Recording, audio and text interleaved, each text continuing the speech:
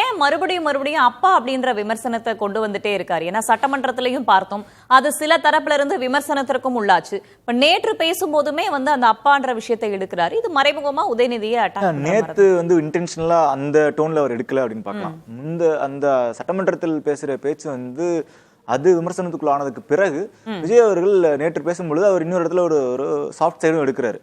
ஸ்டாலின் சாரை விட்டுருவோம், அவருக்கும் நமக்கும் ஒரு மாதிரி வேற இது இருக்கு, அவரை பேச வேண்டாம் அப்படின்னு சொல்லி அவர் தவிர்க்கிறார். கொளத்தூர்ல கொத்து பரோட்டா போட்டுட்டாங்க அப்படின்றது அரசியல் விமர்சனம். நீங்க தனிப்பட்ட விமர்சனங்களுக்கு தான் நம்ம எடுத்துட்டு போறோம். நீங்க அப்பான்றது அசம்பிளிலேயே உங்க கட்சி தலைவரே தோத்துட்டாரு அப்படின்னு அவர் பேசியிருந்தாருன்னா அது யாரும் விமர்சிச்சிருக்க போறது கிடையாது. தனிப்பட்ட முறையில உங்க அப்பாவை காணா அப்படின்றப்பதான் அது தனிப்பட்ட விமர்சனமா மாறுது. அப்போ நேற்றும் அவர் அரசியல் ரீதியான விமர்சனங்கள் இருந்து தனிப்பட்ட விமர்சனங்களை அவர் தவிர்த்தார். ஒன்று. இரண்டாவது, நீங்க அந்த கேள்வியை சுற்றியே வடிவமைக்கும் பொழுது அடுத்த எலெக்ஷன் அப்படின்றது அல்லது அடுத்த பொலிட்டிக்கல் சீன் அப்படின்றது Vijay versus Udhayanidhi versus Annamalai versus Seeman அப்படின்னு தான் நகரப்போகுது அப்படின்றதான் எல்லாரும் எதிர்பார்த்துட்டு இருந்தது. அது இந்த வாட்டி கை கூடி இருக்கு.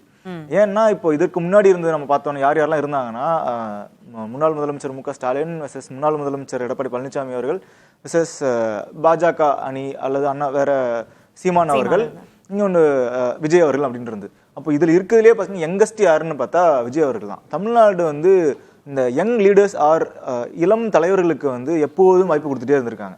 நம்ம இதுலயே முதல் முறையா வந்ததுல ராஜாஜி அவர்களை தவிர அதற்கு பிறகு வந்தவர்கள் எல்லாருக்குமே யங்ஸ்டர்ஸ்க்கு தொடர்ச்சியாக வாய்ப்பு கொடுத்துருக்காங்க. காமராஜர் அவர்கள் முதலமைச்சர் ஆகும்பொழுது அவருக்கு வயது 50. அதுக்கு பிறகு அண்ணா அவர்கள் வயது கொஞ்சம் அதிகம் தான், அவர் 57 முதல்வர் ஆகிறார். கலைஞர் அவர்கள் முதல்வர் ஆகும்போது அவருக்கு வயது 44. அம்மையார் 46. அம்மையார் ஜெயலலிதா அவர்கள் தான் இருக்கலையே யங்கஸ்ட் சிஎம் அப்படின்னு சொல்லுவாங்க. இப்போ இந்த ஜென்ரேஷன் பார்க்கும்பொழுது நீங்க இந்த யங்கர் பீப்புளே தான் கிட்டத்தட்ட அவர் 46 அவரு கிட்டத்தட்ட நீண்ட காலம் இந்த அரசியல் பயணிக்கிறப்போ அவரோட கான்டெம்பரரிஸே தான் மற்ற கட்சிகளிலும் இருக்காங்க. அப்போ இங்க இளைஞர்களுக்கான வாய்ப்பே இல்லாம இருக்கு, இடமே இல்லாம இருக்கு, இளைஞர்கள் ஒருத்தரை பார்த்து இன்ஸ்பயருக்கான ஸ்கோப்பே இல்லாம இருக்கு. அப்ப அந்த ஸ்கோப்பை தான் பறிக்கிறதுக்கு தான் விஜய் பறிக்கிறாரு. அங்க ஸ்கோப் உருவான இடத்துல உதயநிதி அவர்கள் திமுக உருவாகிறாரு.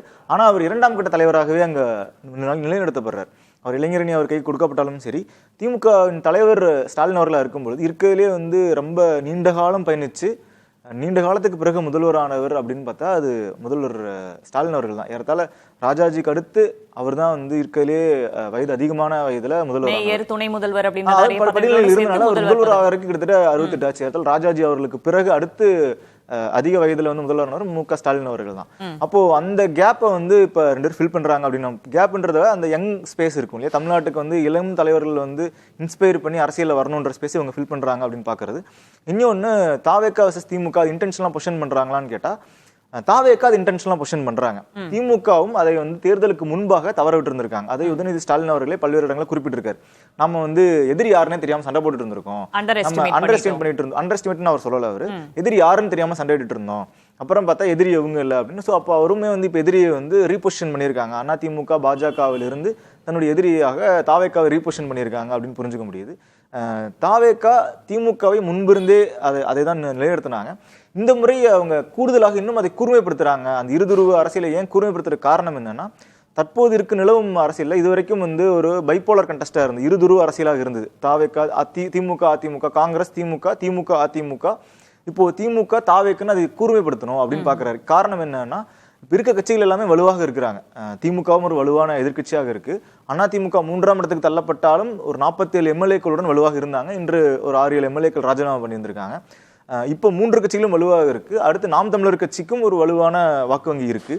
புதிதாக துவங்கி இருக்காரு அண்ணாமலையும், புதிதாக ஒரு கட்சி துவங்கி இருக்கு. நீங்க சொல்றதன் அடிப்படையில பார்த்தா இருதுருவம் அப்படின்றதெல்லாம் தாண்டி 4 முனையா தான் போய் முடிய போகுதுன்னு தான் பார்க்கணும். ஆமா, ஏன்னா இனி வரும் எதிர்காலத்துல ஒரு தனி கட்சியாக ஆட்சி அமைப்பது மிகவும் கடினமான ஒரு காரியமா இருக்கும். ஏன்னா அதிமுக இதே நிலையில அவங்களோட கோர் ஓட் ஷேர்ன்றது அவங்க மிகவும் மோசமான தோல்வியுற்ற காலத்திலும் கூட அவங்களோட வாக்கு வங்கி 21%. இந்த முறையும் அதை சஸ்டெயின் பண்ணியிருக்காங்க. 3ஆவது இடத்துக்கு வந்தாலும் கூட அவர்கள் மோசமாக தோக்கக்கூடிய இடத்துல என்ன வாக்கு சதவீதம் எடுப்பாங்களோ அந்த சதவீதத்தை தக்க வச்சிருந்திருக்காங்க. அப்போ இந்த கட்சிகள் எல்லாம் வலுவாகவே இருந்தாங்க அப்படின்னா ஒரு கட்சியாக ஒரு சிங்கிள் பார்ட்டியா எதிர்காலத்துல ஆட்சிக்கு வர முடியாது. அப்போ அதிமுக பலவீனப்படுத்தி தன்னுடைய மெயின் எதிரியாக திமுகவை நிறுத்தணும் அப்படின்றதுதான். திமுகவை அவங்க எதிரியாக அவங்க திமுகவை அதிமுக போல குறைச்சி எடை போடுறதுக்கு ஒரு காலம் யோசிக்கவே இல்லை அவங்க. ஏன்னா கொள்கை ரீதியாக நீங்க நிறுத்தினால் மட்டும்தான், ஒருவேளை தாவேக்கா எங்காவது இடறினால் கூட அங்க சுட்டிக்காட்டுவதற்கு திமுக இருக்க வேண்டும் அப்படின்ற தாவேக்கா இன்டென்ஷனல் ஐடியாலஜிக்கலையும் அதை பிளேஸ் பண்றாங்க. அதை வேணும்னே தான் அவங்க பொசிஷன் பண்றாங்கன்னு புரிஞ்சுக்கணும்.